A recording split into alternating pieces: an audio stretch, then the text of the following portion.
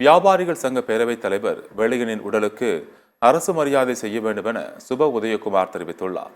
தமிழக வியாபாரிகள் சங்க பேரமைப்பின் தலைவர் வெள்ளையன் மறைவையடுத்து பல்வேறு அரசியல் கட்சி பிரமுகர்களும் வியாபாரிகளும் அஞ்சலி செலுத்தி வருகின்றனர். அதன் ஒரு பகுதியாக அணுசக்திக்கு எதிரான கூட்டு இயக்கத்தின் தலைவர் மற்றும் பச்சை தமிழகம் கட்சியின் தலைவருமான சுப உதயகுமார் வெள்ளையன் உடலுக்கு அஞ்சலி செலுத்தினார். தொடர்ந்து செய்தியாளர்களை சந்தித்த அவர், தனக்கென வாழாது வியாபாரிகளுக்காக வாழ்ந்தவர் வெள்ளையன் என பெருமிதம் தெரிவித்தார்.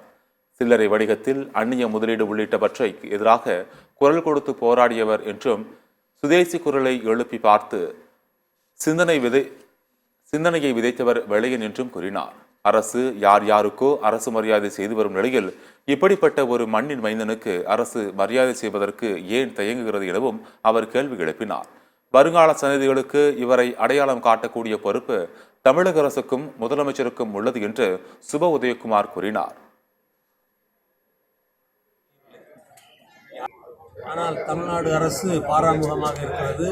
இப்படிப்பட்ட ஒரு பெருமகனை கொண்டாடாமல் யாரை கொண்டாடப் போகிறோம் என்பது எனக்கு தெரியவில்லை.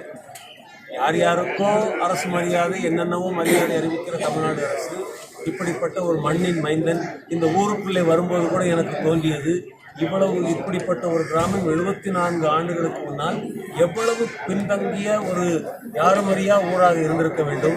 இப்படிப்பட்ட ஒரு ஊரிலிருந்து முகிழ்த்தெழுந்து தமிழ்நாடு முழுக்க, இந்தியா முழுக்க அறியப்பட்ட ஒரு தலைவராக உருவாக வேண்டும் என்றால் அவர் என்னென்ன போராட்டங்களை எதிர்கொண்டிருக்க வேண்டும்.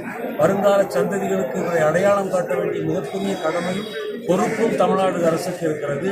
உண்மையிலேயே ஸ்டாலின் அரசு ஐயாவுடைய இந்த இறுதி நிகழ்வை அரசு நிகழ்வாக அறிவித்து அவருக்குரிய மரியாதையை நிச்சயமாக கொடுத்திருக்க வேண்டும். நாங்களும் குரல் கொடுத்தோம்.